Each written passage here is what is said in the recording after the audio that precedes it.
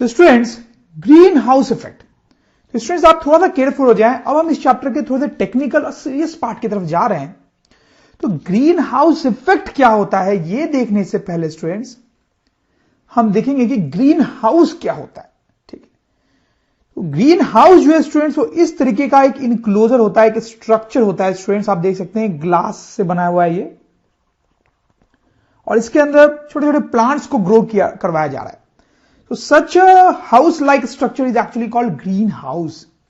देखो स्टूडेंट्स, यहां पे बेसिक कॉन्सेप्ट क्या है कि कुछ ऐसे प्लांट्स होते हैं जिनको अपनी ग्रोथ के लिए वार्म क्लाइमेट चाहिए होता है।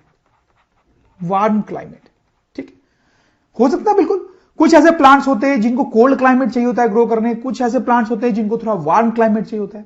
लेकिन सपोज कुछ ऐसे प्लांट्स हैं जो बड़े इंपॉर्टेंट हैं और उनको हम कोल्ड रीजन्स में ग्रो कराना चाहते हैं। समझ रहे हो मेरी बात? इनको तो चाहिए वार्म क्लाइमेट, लेकिन हम उनको एक ऐसे रीजन में ग्रो कराना चाहते हैं जहां वार्म क्लाइमेट नहीं है, कोल्ड क्लाइमेट है। तो स्टूडेंट फिर तो प्रॉब्लम है। तो ऐसी सिचुएशन में ये जो ग्रीन हाउस होता है ये यूजफुल होता है स्टूडेंट्स। देखो यहां पे क्या होता है, अगर मैं कोई नॉर्मल प्लांट की बात करूं स्टूडेंट्स, नॉर्मल प्लांट, तो देखो सन से वो जो प्लांट है वो एनर्जी लेता है।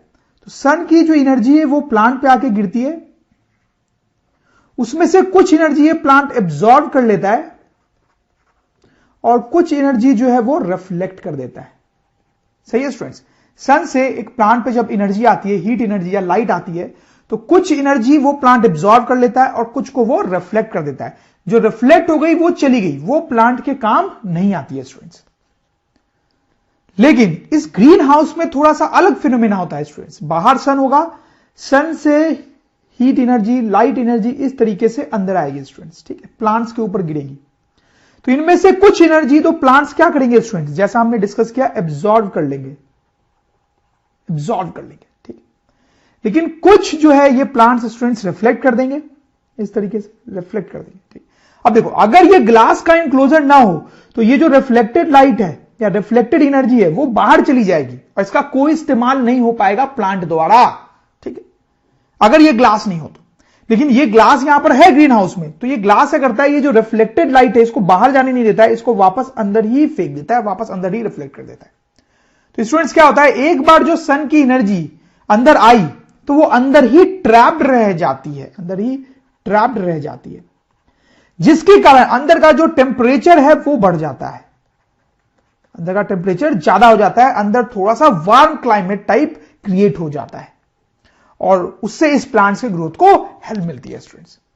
तो such a structure is called green house, और वो किस तरीके से हेल्पफुल होता है वो भी आप समझ रहे होंगे, उसमें क्या हो रहा होता है वो भी आप समझ रहे होंगे। तो स्टूडेंट्स अगर हमसे पूछा जाए कि व्हाट इज ग्रीन हाउस, तो हम क्या बोल सकते हैं, ग्रीन हाउस क्विकली लिख लेंगे हम, green house is a structure of glass which is used to create warm weather for growth of plants. जैसे कि मैंने आपको बताया स्टूडेंट्स, अगर आपसे यह पूछा जाए कि ग्रीन हाउस काम कैसे करता है, how does green house work, how does green house work, तो क्या लिखेंगे स्टूडेंट्स हम, green house traps the energy of sun coming inside it, जैसा कि हमने यहां पे पढ़ा था students. Due to this trapped energy temperature inside it increases. तो due to this trapped energy अंदर का जो टेम्परेचर होता है स्टूडेंट्स वो बढ़ जाता है।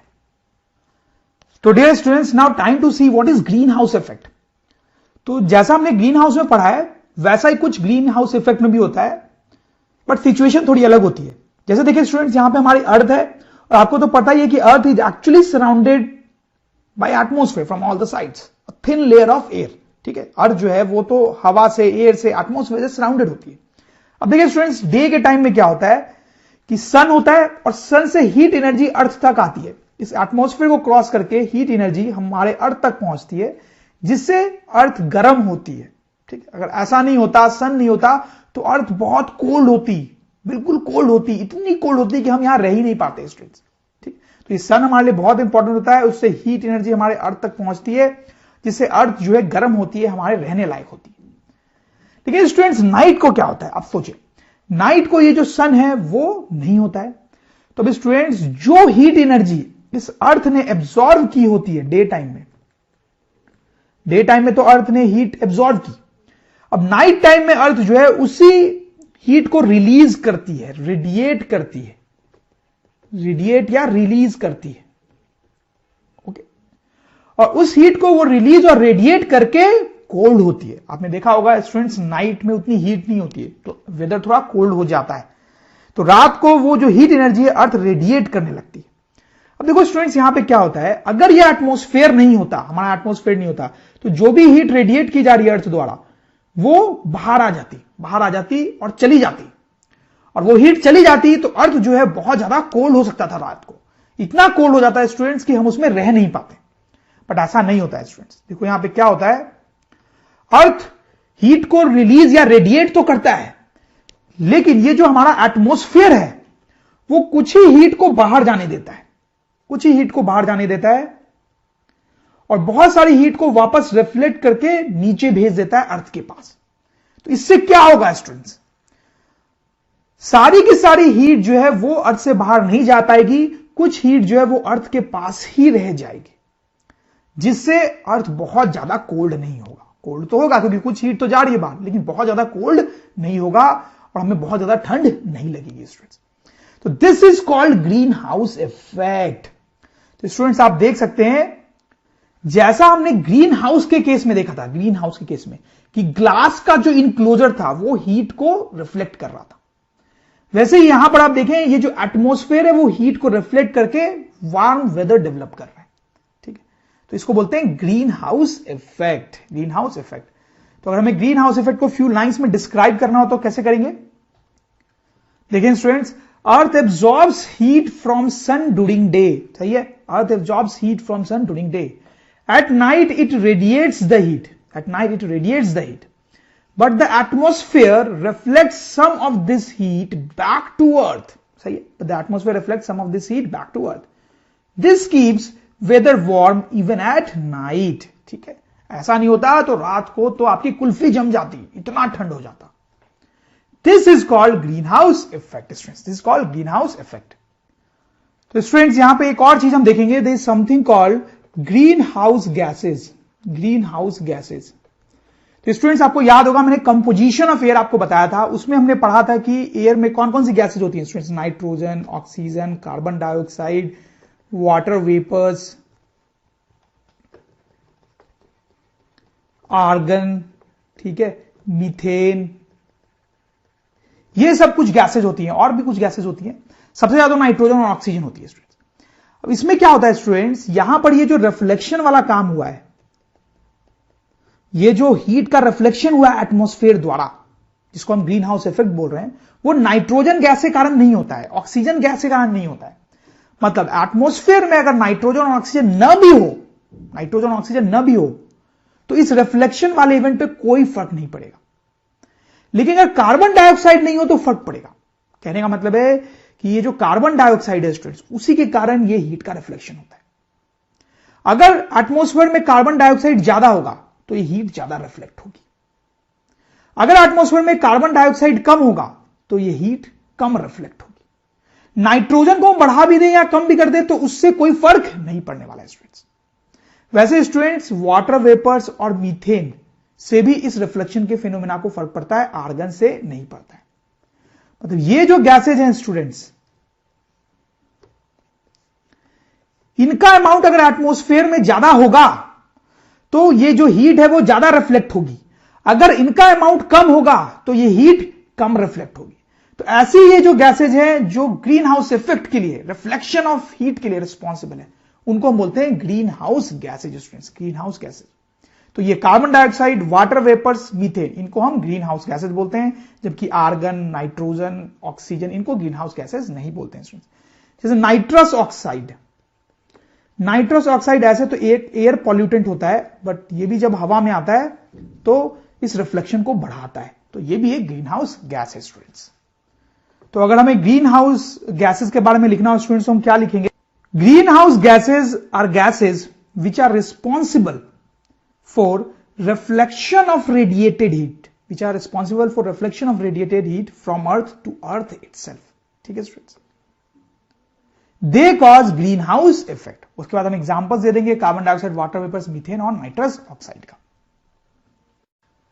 अब स्टूडेंट्स यहां पे सब कुछ अच्छा लग रहा है कि यार ग्रीन हाउस इफेक्ट है जिसके कारण अर्थ जो है वो गर्म रहती है, ठीक है, बहुत ठंडी नहीं होती है। बट यहां पे एक प्रॉब्लम है स्टूडेंट्स, ये जो कार्बन डाइऑक्साइड आप देख रहे हैं ना स्टूडेंट्स, कार्बन डाइऑक्साइड कुछ कारणों से इसका जो अमाउंट है हमारे एटमॉस्फेयर में बहुत तेजी से बढ़ता जा रहा है, बढ़ता जा रहा है, बढ़ता जा रहा है।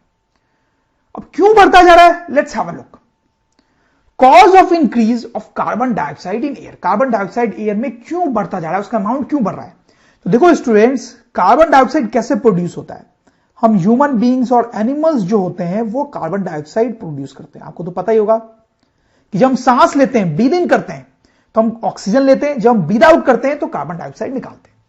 फिर स्टूडेंट, जो हम फ्यूल्स को बर्न करते हैं, जैसे कोल हो गया, पेट्रोलियम हो गया, ये सब को जो हम बर्न करते हैं स्टूडेंट्स, कारों में ये सब फ्यूल्स बर्न होते हैं, फैक्ट्रीज में ये सब फ्यूल्स बर्न होते हैं, तो उससे कार्बन डाइऑक्साइड प्रोड्यूस होता है स्टूडेंट्स। तो ये दो मेन प्रोसेस है जिससे कार्बन डाइऑक्साइड प्रोड्यूस होता है। फिर स्टूडेंट, ये जो प्लांट्स होते हैं, प्लांट्स, ठीक है, प्लांट्स एंड ट्रीज जो होते हैं, वो जब ब्रीद इन करते हैं तो वो कार्बन डाइऑक्साइड लेते हैं स्टूडेंट्स, ठीक है।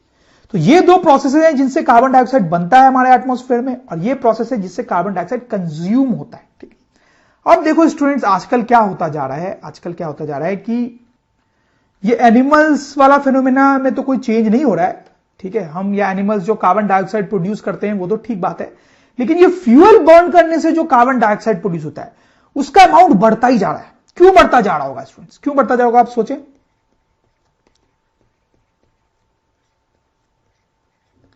क्योंकि स्टूडेंट्स आजकल आप देखें रोड्स पे व्हीकल्स का नंबर बढ़ता जा रहा है, नई नई इंडस्ट्रीज खुल रही हैं, तो जितनी ज्यादा इंडस्ट्रीज और व्हीकल्स होंगे उतने ये फ्यूल्स बर्न किए जाएंगे उनमें, और उतना ज्यादा कार्बन डाइऑक्साइड प्रोड्यूस होगा, ठीक है। तो आजकल स्टूडेंट्स इस रीजन के कारण कार्बन डाइऑक्साइड बहुत ज्यादा प्रोड्यूस होता जा रहा है, बहुत ज्यादा प्रोड्यूस होता जा रहा है। और साथ ही साथ स्टूडेंट्स हम प्लांट्स को काटते जा रहे हैं, जिससे प्लांट्स क्या हो रहे हैं, कम हो रहे हैं। प्लांट्स को हम काटते जा रहे हैं जिससे प्लांट्स की संख्या, उनका अमाउंट कम होता जा रहा है। तो अब कम प्लांट्स हैं तो वो कम कार्बन डाइऑक्साइड ब्रीद इन करेंगे, ठीक है, कम कार्बन डाइऑक्साइड कंज्यूम करेंगे। तो आप देखिए क्या हो रहा है, बन रहा है कार्बन डाइऑक्साइड ज्यादा लेकिन कंज्यूम हो रहा है कम। तो ऑब्वियसली इसके कारण क्या होगा कि कार्बन डाइऑक्साइड का जो अमाउंट है एयर में वो इंक्रीज होता जाएगा, इंक्रीज होता जाएगा। तो स्टूडेंट्स हम इस बात को लिख भी सकते हैं यहां पे, more and more carbon dioxide is being formed by burning of more fuels in factories and vehicles. जैसे मैंने आपको बताया, ज्यादा कार्बन डाइऑक्साइड बनाया जा रहा है। Lesser carbon dioxide is being consumed as plants are being cut, ठीक है। और लेकिन कंज्यूम जो हो रहा है कार्बन डाइऑक्साइड वो कम हो रहा है, क्योंकि प्लांट्स कम होते जा रहे हैं, उनको काटते जा रहे हैं। Due to this amount of carbon dioxide in atmosphere is increasing. सही है स्टूडेंट्स। अब सोचें स्टूडेंट्स कि ये कार्बन डाइऑक्साइड का जो अमाउंट बढ़ जाएगा, ध्यान से देखेंगे आप, ध्यान से सुनेंगे, तो इसका अमाउंट बढ़ने से यहां पर ये जो ग्रीन हाउस इफेक्ट हो रहा है उस पर क्या फर्क पड़ेगा स्टूडेंट्स, सोचिए। देखो स्टूडेंट्स, मैंने आपको बताया था कि अगर ये कार्बन डाइऑक्साइड ज्यादा होता है तो ज्यादा हीट रिफ्लेक्ट होती है, अगर ये कार्बन डाइऑक्साइड कम होता है तो कम हीट रिफ्लेक्ट होती है। लेकिन स्टूडेंट्स अब दिन बाय दिन कार्बन डाइऑक्साइड का अमाउंट बढ़ता जा रहा है, मतलब ज्यादा से ज्यादा हीट रिफ्लेक्ट होगी, ठीक है। तो पहले से ज्यादा कार्बन डाइऑक्साइड है अब, तो ज्यादा हीट रिफ्लेक्ट होगी, तो कम ही हीट बाहर जा पाएगी स्टूडेंट्स, कम ही हीट एस्केप कर पाएगी, ज्यादा हीट अर्थ के पास ही रह जाएगी, अंदर ही रह जाएगी, जिसके कारण अर्थ का टेम्परेचर क्या हो जाएगा, और बढ़ जाएगा स्टूडेंट्स, और बढ़ जाएगा। और अर्थ अब बहुत गर्म हो सकती है, जो कि अनडिजायरेबल है, अनडिजायरेबल। देखो ग्रीन हाउस इफेक्ट अगर नहीं होता तो हमने देखा था अर्थ बहुत कोल्ड हो जाती, ग्रीन हाउस इफेक्ट के कारण वो थोड़ी वार्म हो रही थी। लेकिन अब क्या होगा कि बहुत ज्यादा कार्बन डाइऑक्साइड हो गया है, तो हीट का रिफ्लेक्शन बहुत ज्यादा हो जाएगा और अर्थ का टेम्परेचर बहुत ज्यादा बढ़ सकता है, जो कि अच्छी बात नहीं है। ये जो फिनोमेना होता है स्टूडेंट्स, इसको हम बोलते हैं global warming, global warming, global warming. देखो स्टूडेंट्स, हो सकता है अभी आपको थोड़ा सा डाउट हो, तो अभी मैं आपको थोड़ा अच्छे से समझाता हूं, आपको बिल्कुल समझ में आ जाएगा। ये सिचुएशन देखिए आप स्टूडेंट्स, डे टाइम में सन की हीट एब्जॉर्ब करता है अर्थ, ठीक है, एब्जॉर्ब करता है। अगर एटमॉस्फेयर नहीं होता, एटमॉस्फेयर नहीं होता तो रात को क्या होता, सारी एब्जॉर्ब हीट बाहर चली जाती और अर्थ बहुत कोल्ड हो जाता, ठीक है। उस टाइम पे कोई ग्रीन हाउस इफेक्ट नहीं होता और अर्थ बहुत कोल्ड हो जाता, हम नहीं रह पाते। लेकिन स्टूडेंट्स ग्रीन हाउस इफेक्ट के कारण क्या होता है, ये एटमॉस्फेयर जो है कुछ हीट को रिफ्लेक्ट कर देता है, जिससे अर्थ बहुत कोल्ड नहीं होती है और रहने लायक रहती है। तो ये ग्रीन हाउस इफेक्ट का बहुत अच्छा एडवांटेज होता है, ये बहुत जरूरी है हमारे लिए। अगर ग्रीन हाउस इफेक्ट नहीं होता तो अर्थ बहुत ज्यादा कोल्ड हो जाती। लेकिन स्टूडेंट्स अब क्या हो रहा है कि इसके अंदर जो कार्बन डाइऑक्साइड गैस है वो उसका अमाउंट बढ़ता ही जा रहा है, जिसके कारण पहले कम हीट रिफ्लेक्ट होती थी लेकिन अब ज्यादा हीट रिफ्लेक्ट हो रही है। तो अब ज्यादा हीट रिफ्लेक्ट हो रही है तो अर्थ का टेम्परेचर और बढ़ता जा रहा है, विच इज नॉट गुड, क्योंकि अब वो ज्यादा गर्म हो गई अर्थ। तो यहां पे एक्सेसिव ग्रीन हाउस इफेक्ट हो रहा है, ज्यादा ही ग्रीन हाउस इफेक्ट हो गया। थोड़ा सा हो रहा था तब ठीक था, लेकिन अब ज्यादा ही ग्रीन हाउस इफेक्ट हो गया है, एक्सेसिव हो गया है, तो अर्थ का टेम्परेचर बहुत बढ़ रहा है। और इस फिनोमिना को हम बोलते हैं स्टूडेंट्स ग्लोबल वार्मिंग। ठीक है, इसके कारण अर्थ का जो टेम्परेचर है वो धीरे धीरे बढ़ता जा रहा है, हमारी जो अर्थ है स्टूडेंट्स वो गर्म होती जा रही है। तो इस फिनोमिना को हम बोलते हैं ग्लोबल वार्मिंग। तो आप देख सकते हैं कि यही ग्रीन हाउस इफेक्ट जब लिमिटेड अमाउंट में होता है तब ये यूजफुल होता है, लेकिन जब ये एक्सेसिव हो जाता है तो ये हार्मफुल हो जाता है। ठीक है स्टूडेंट्स, तो अब ग्लोबल वार्मिंग को अगर डिफाइन करना हो स्टूडेंट्स तो कैसे हम लिखेंगे? हम लिखेंगे global warming is unwanted phenomena of increase of earth's temperature due to excessive green house effect, due to excessive green house effect as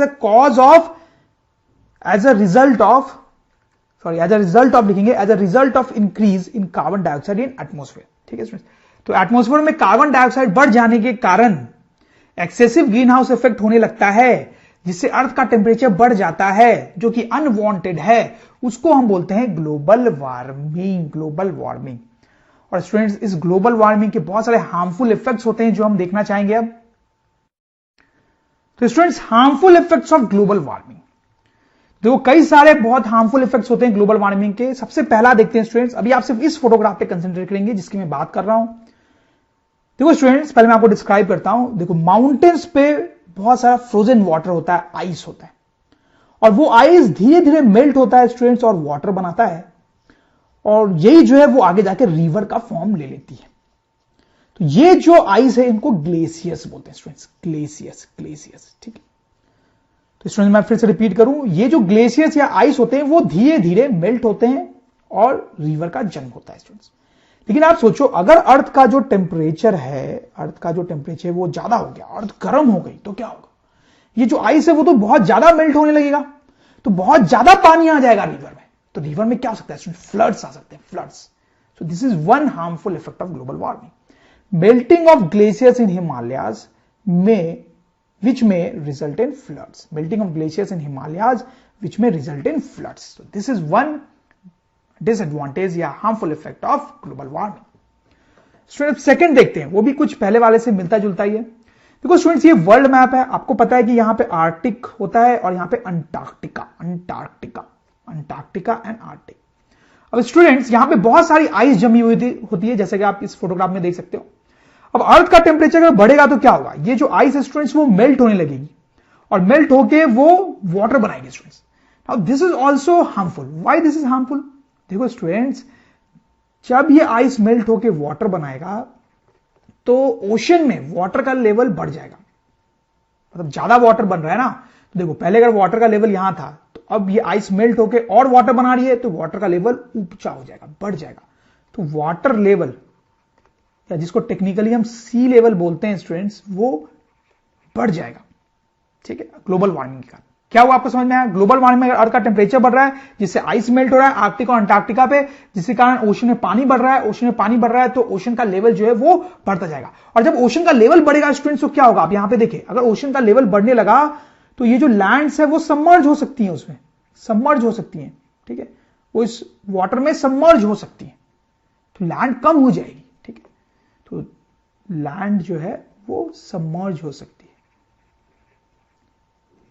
oceans में। This is another harmful effect of global warming. तो वही लिखा हुआ है students यहां पे, melting of ice in Antarctica and Arctic leading to rise of sea level, leading to rise of sea level. This में हम यहां पे ऐड कर सकते हैं, दिस में lead to submerging of lowlands, of lowlands. तो जो लैंड ज्यादा ऊंची नहीं होंगी वो पानी में डूब सकती है स्टूडेंट्स। तो third harmful effect of global warming students, change in climate, rainfall world wide. जब अर्थ का टेम्परेचर बढ़ेगा तो हर जगह क्लाइमेट चेंज होगा, रेनफॉल भी चेंज होगा। कहीं पे बारिश बहुत ज्यादा हो सकती है, कहीं पे बारिश बहुत कम हो सकती है, वो भी स्टूडेंट्स डिसएडवांटेजेस होता है। फिर स्टूडेंट्स एक दो फैक्ट्स मैं और आपको बताता हूं ग्लोबल वार्मिंग के बारे में। जैसे even 0.5 degree Celsius change in temperature, देखो 0.5 डिग्री सेल्सियस जो चेंज होता है टेम्परेचर का, सुनने में बहुत कम लगता है कि यार 0.5 डिग्री तो बढ़ा टेम्परेचर, इतना कम बढ़ा ये। लेकिन स्टूडेंट मैं आपको बता दूं, ये सुनने में भले कम लगे बट इसका जो इफेक्ट है वो बहुत ज्यादा हो सकता है। वही यहां पे लिखा हुआ है, even 0.6 degree Celsius change in temperature can have serious effects on plants and animals. सिर्फ इतना टेम्परेचर बढ़ने से भी एनिमल्स और प्लांट्स से बहुत इफेक्ट हो सकता है, उसमें से बहुत सारे मर सकते हैं। और students by the end of this century 2 degree rise in temperature is expected.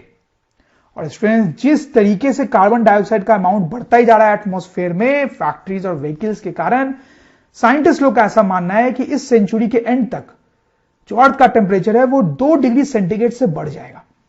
और अगर स्टूडेंट्स ऐसा होता है तो अर्थ बहुत गर्म हो जाएगी, उस पर रहना हमारे लिए बहुत मुश्किल हो जाएगा। इसलिए स्टूडेंट्स ये जो ग्लोबल वार्मिंग है वो एक बहुत इंपॉर्टेंट इश्यू हो गया है दुनिया भर के लोगों के लिए, दुनिया भर की गवर्नमेंट्स के लिए। और हमें बहुत कोशिश करने की जरूरत है कि ये ग्लोबल वार्मिंग को कंट्रोल किया जाए, जिसके कारण अर्थ का टेम्परेचर बढ़े नहीं।